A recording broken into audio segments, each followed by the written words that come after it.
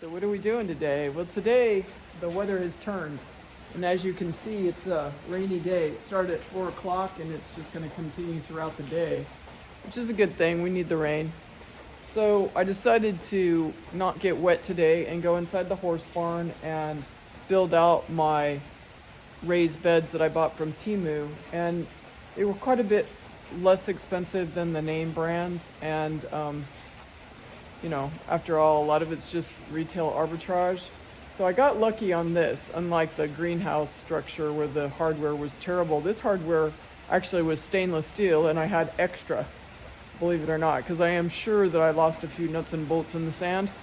But anyway, I bought the 2x8 and by 17 inch. And the reason why I bought the 17 inches, I had actually experimented with raised beds in those troughs.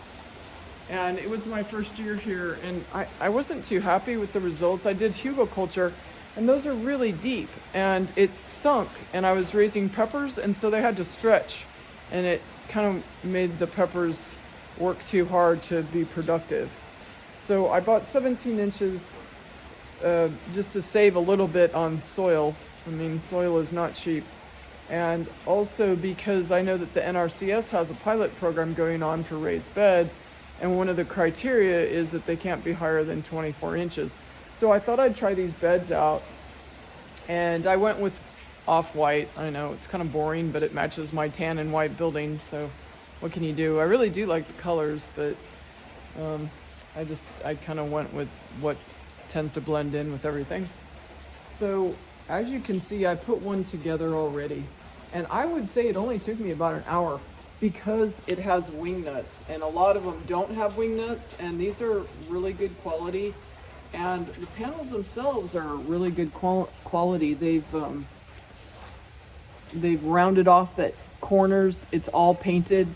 There's not a chip or a scratch or anything that I can see of, and I'm pretty happy with it. Now, the one thing that this particular unit's missing are cross beams, so I will probably have to string some heavy duty wire between this, and I didn't want to use the poles that I got from those subpar greenhouse structures, because I already saw rust on those, and it's a different kind of metal than stainless steel, and so they'll corrode one another, sort of. They'll have a chemical reaction.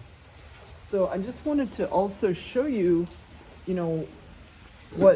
what the panels look like when they're coming out of the box. This is just the size of the box. It's not really that large at all. It weighs about 25 pounds.